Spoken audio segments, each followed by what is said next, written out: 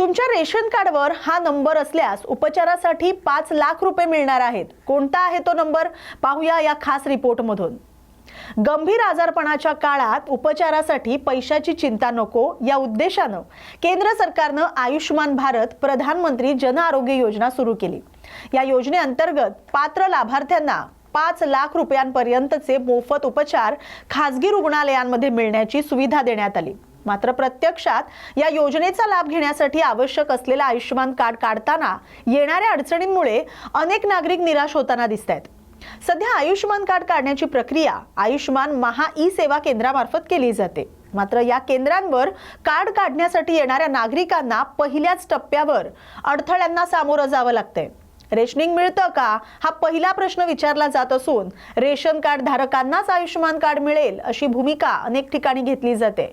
त्यामुळे ration card नसलेले किंवा रेशनिंग प्रक्रियेत अडचणीत असलेले नागरिक थेट या योजनेपासून वंचित राहतात। धक्कादायक बाब म्हणजे अनेक नागरिकांकडे वैध रेशन कार्ड असूनही त्यांचे आयुष्मान कार्ड तयार होत नाहीत।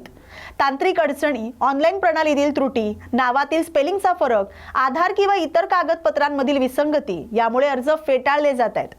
परिणामी प्रत्यक्ष पात्र असतानाही अनेक गरीब आणि मध्यमवर्गीय कुटुंबियांना या महत्त्वाकांक्षी आरोग्य योजनेचा लाभ मिळत नाही। ग्रामीण आणि निमशहरी भागात नागरिकांसाठी खासगी रुग्णालयांमधील उपचाराचा खर्च उचलणं हा अत्यंत कठीण आहे। अशा परिस्थितीत आयुष्मान योजनेचा आधार हा जीवनदायी ठरू शकतो। मात्र आजारपणाच्या वेळी कार्डच उपलब्ध नसल्यानं नागरिकांना मोठ्या आर्थिक संकटाला सामोरं जावं लागतंय। यामुळे शासनाच्या योजनेबाबत नागरिकांमध्ये तीव्र नाराजी व्यक्त होते। नागरिकांच्या म्हणण्यानुसार आयुष्मान काढण्यासाठी महा ई सेवा केंद्रात वारंवार हेलपाटे मारावे लागतात। रेशनिंग मिळत नसेल तर कार्ड मिळणार नाही असं सरळ सांगितलं जाते। त्यामुळे अनेक जण निराश होऊन परत जात आहेत। त्यामुळे सर्व रेशन कार्ड धारकांना सरसकट ऑनलाईन 12 अंकी क्रमांक देण्यात यावा। तसंच या प्रक्रियेसाठी पुरवठा विभाग आणि तहसीलदारांना जिल्हाधिकाऱ्यांनी स्पष्ट सूचना द्याव्यात अशी मागणी आता नागरिकांकडून होते।